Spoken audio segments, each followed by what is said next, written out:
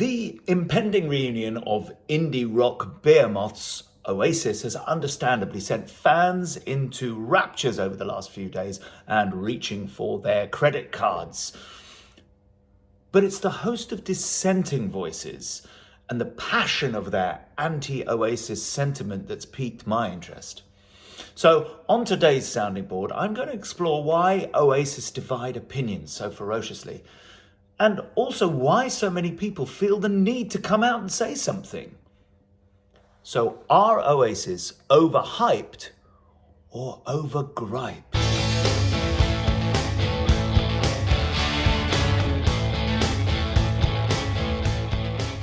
Yes, the Gallagher brothers have seemingly buried the hatchet and are embarking on a tour in 2025, which is obviously great news for the legions of Oasis fans, and social media has been alive with anticipation and rejoicing from them.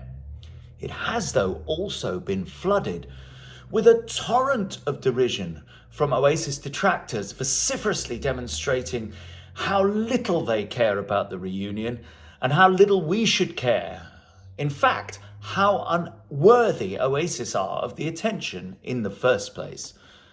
And the depth of anti-Oasis feeling interests me.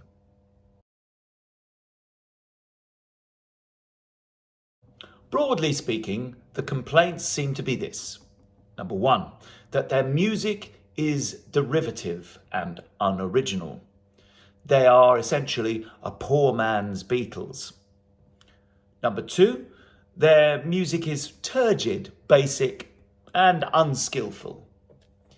3, the Gallaghers are mouthy and have outdated views. They're essentially arrogant bad boys that belong to an era of lad culture and don't reflect modern values, particularly with younger generations. 4, the ticket prices are avariciously high and the whole thing's a cynical money-making enterprise. 5, and this is the big one, that they don't deserve the news space. They never deserved to be so big in the first place, and they're not fit to lick the boots of all the great old bands who influenced them and with whom they so often draw comparison. Let's unpack those complaints. Firstly, their music. Are Oasis just a poor man's Beatles? Well, it's a moot point really, because any guitar rock band or any pop band of any nature for that matter are automatically a poor man's Beatles. But while it's obvious that Oasis are heavily influenced by the Fabs, they don't actually sound much like them if you play their records back to back. Like every British rock band in the 90s, guitar band anyway, from the Stone Roses onwards, they clearly swallowed the Revolver album whole, and it keeps seeping out through the pores. But as I say, they're far from alone in that.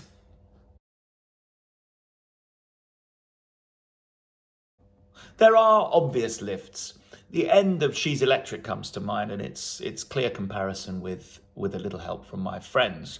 But apart from those clear lifts, there are only a finite amount of notes that anyone has to play with when you're writing songs. Noel Gallagher's songs tend to be very diatonic, because that's just the sort of style he writes in. I suspect that's the style he likes. And it does limit what you can actually do. We know, as I say, there are just a few notes to play with, and this kind of thing happens all the time. Ed Sheeran knows all about that with his famous lawsuits recently. And in fact, George Harrison himself from the Beatles has been in trouble with that before, with the My Sweet Lord thing. Oasis are obviously informed by the Beatles, but also the Who, the Kinks, the Jam, the Stones, and great big heavy dollops of Slade all over the place. I saw one particularly funny post suggesting that to get Oasis, all you had to do is slow down any Slade track. I thought that was quite good. But you know, every artist is influenced by someone. That doesn't just come out of the blue. The Beatles themselves had loads of influences when they first started. And in fact, they had probably a broader spectrum of influences than most artists, which was reflected in their music. But in the early days, it was Chuck Berry and in John Lennon's case, particularly Smokey Robinson. And during their time, they were influenced by their contemporaries, Dylan, the Beach Boys, whoever it was, or Ravi Shankar, or whatever. But nobody comes influence free. Some people wear their influences more obviously, some people wear them less obviously. In the case of Oasis, I think they wear their influences more heavily perhaps than some other artists, but personally, I do think they have an unmistakable signature sound. When an Oasis track starts, doesn't take very long before you know this is an Oasis tune. And that brings me to the other question: is being totally original vital in enjoying music anyway? The blues is alive and well all over the world, but even the greatest and most revered blues artists are hardly breaking new ground, are they? Most modern pop, and I mean that in its broadest sense, is pretty formulaic, which is not a good thing, but it's hard to be truly original. And the overwhelming majority of artists are not able to be groundbreaking. It's hard, and it's getting harder, but that's another debate entirely for another sounding board. The point is, you can still make music that's not hugely original, but is still very enjoyable to listen to. It seems to me that the originality complaint is often just as much a "I don't enjoy their music" complaint, which is totally fair. But as Jack D would say, so what? Of course, some might say, why should I listen to them when the music of the original Muse was so much better? And that I can relate to. I mean, I would never listen to Michael Bublé singing "Come Fly to Me" when I can listen to Sinatra doing it. But in the case of Oasis, they've got some fine songs of their own, which I like, and the Beatles or the Who never sung them. So I guess you could say that they're originals, which means you could say that Oasis have got some original content.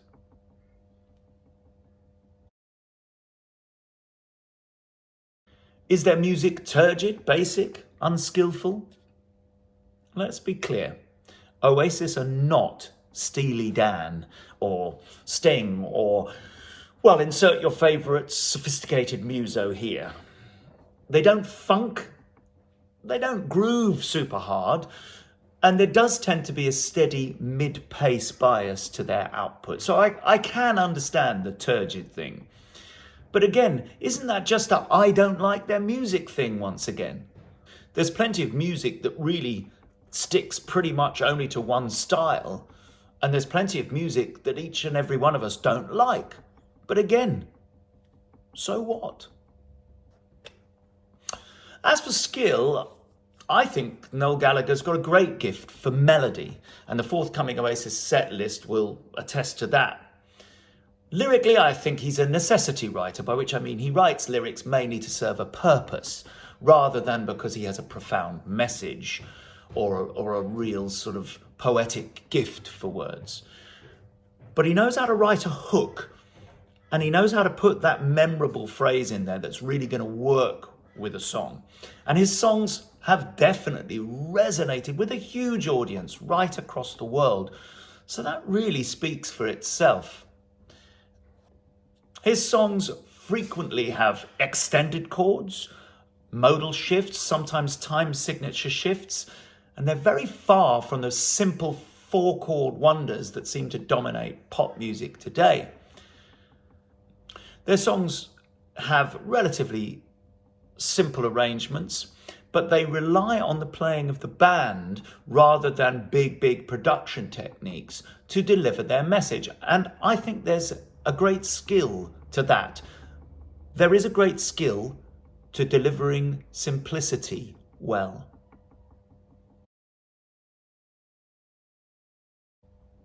So we come to the third complaint about them, which is them being mouthy and arrogant. I'm not going to say too much about this because realistically, I've never paid that much attention to the machinations of the Gallaghers.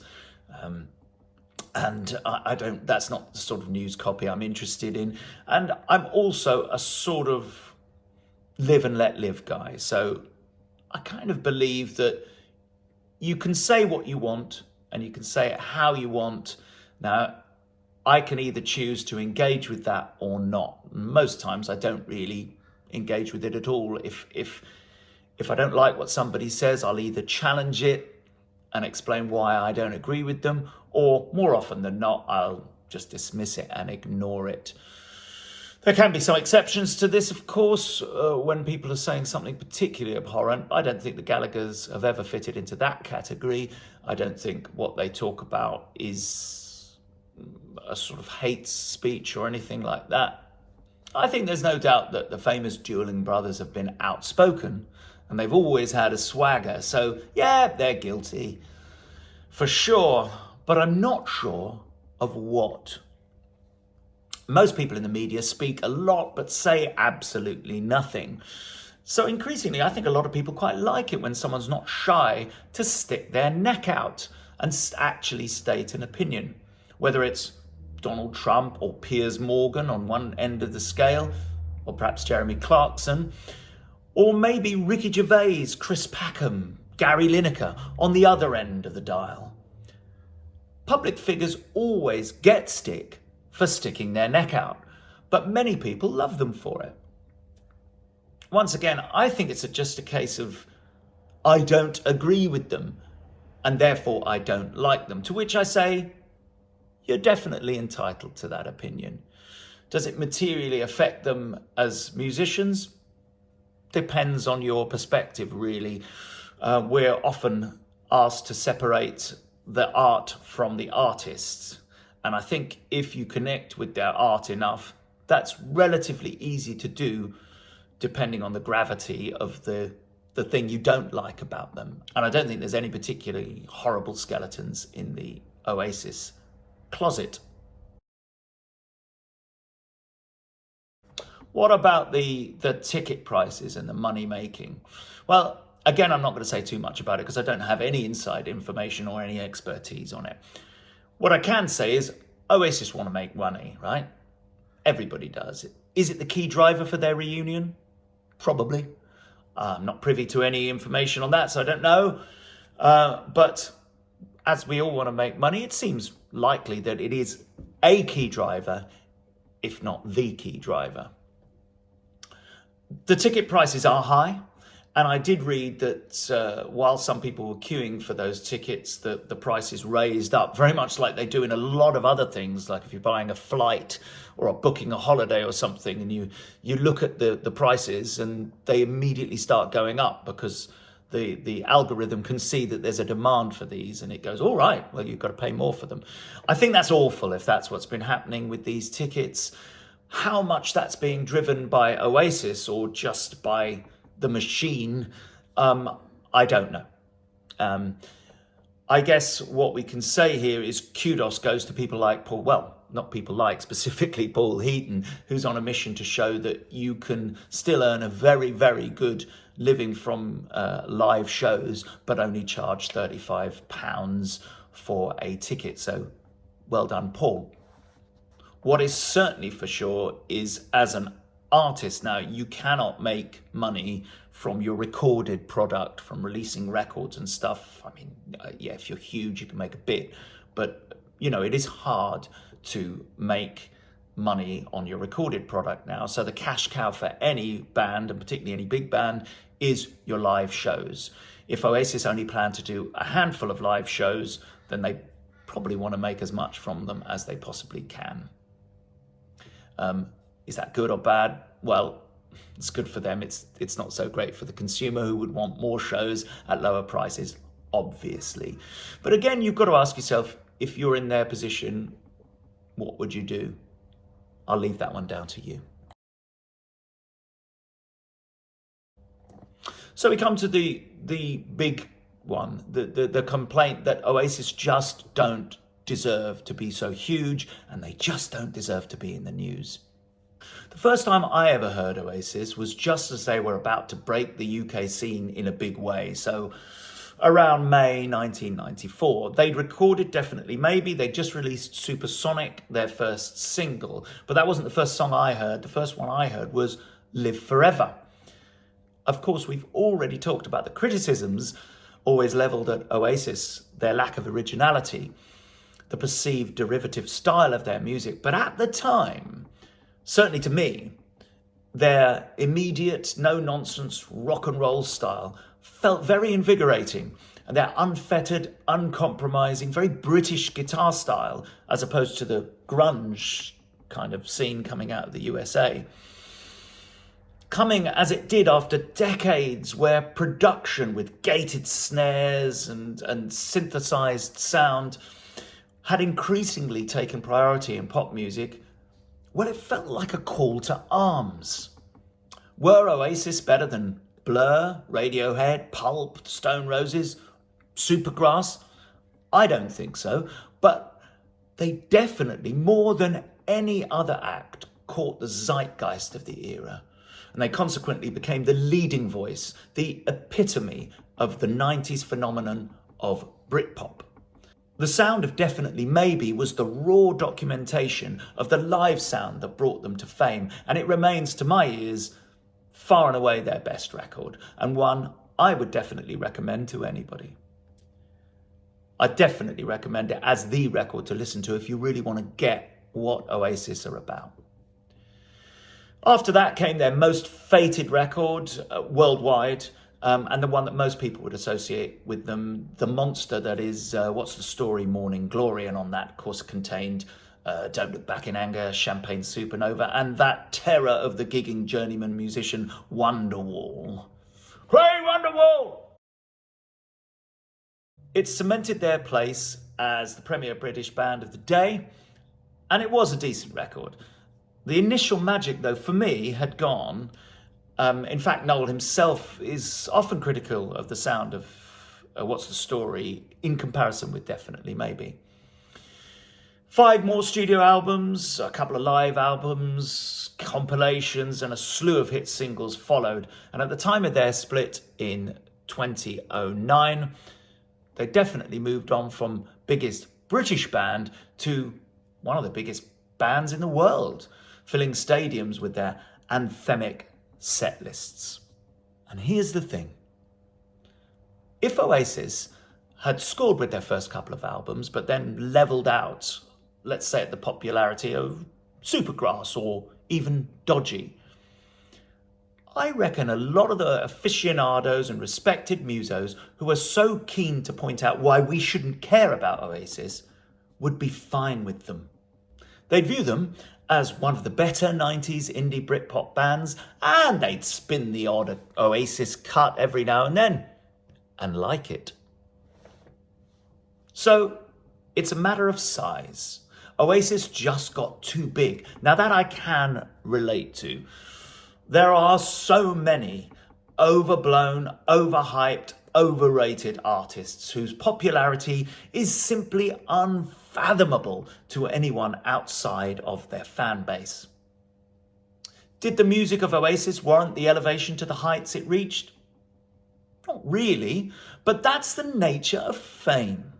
Once you hit the big time and can remain in the news, and we've already discussed that the Gallaghers were always great copy for news outlets, then you can achieve a fan base on such a scale that the quality of your work, while not unimportant, isn't the key thing. The fans will give you leeway and still follow you. Once you've reached that point, the only way is up. Of course, on the other end of the scale, there are countless brilliant but uncelebrated creative artists producing music of equal or greater quality, which never gets anywhere near the dizzying heights of Oasis.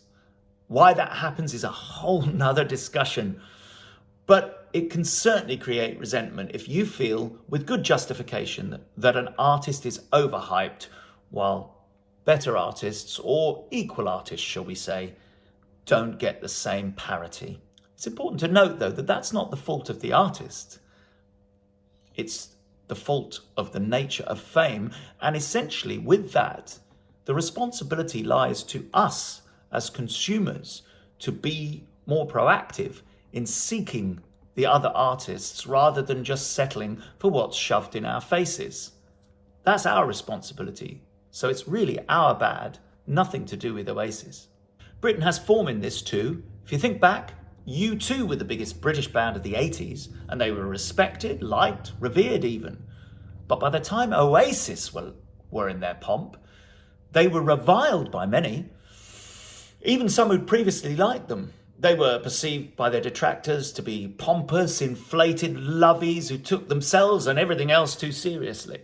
After Oasis, Coldplay became the biggest British band, and now their very name is an open goal for anyone wanting to have a dig or a cheap, humorous pop at them. So it really doesn't do to get too huge if you're a British band and wish to widely curry favour. Certainly not with the Brits. Of course, this wasn't always the case, but then many of the previous biggest British bands, like The Jam or Slade even, didn't make it worldwide. They were only big really in Britain and some other places, but not in the States, crucially.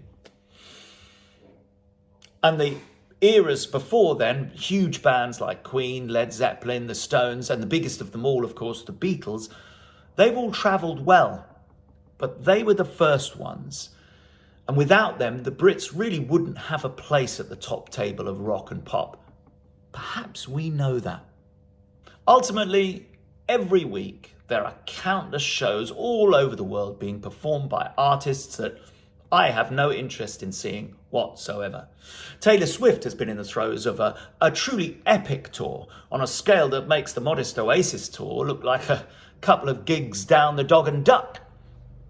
And although personally I'm not a Tay-Tay fan and I don't care about the Eras tour, I still don't feel the need to rant about it, to rubbish her or suggest that she's no good. I happen to think she's really good at what she does. But even if I didn't, so what? Well, I'm not a big enough Oasis fan to queue endlessly for tickets to one of their shows, but I am certain that their fans are going to have an unforgettable night when they see Oasis live on their 2025 tour. And I wish them well, all of them. For myself, I think I'm going to go and give Definitely Maybe another spin, just to remind me about what the fuss really is all about.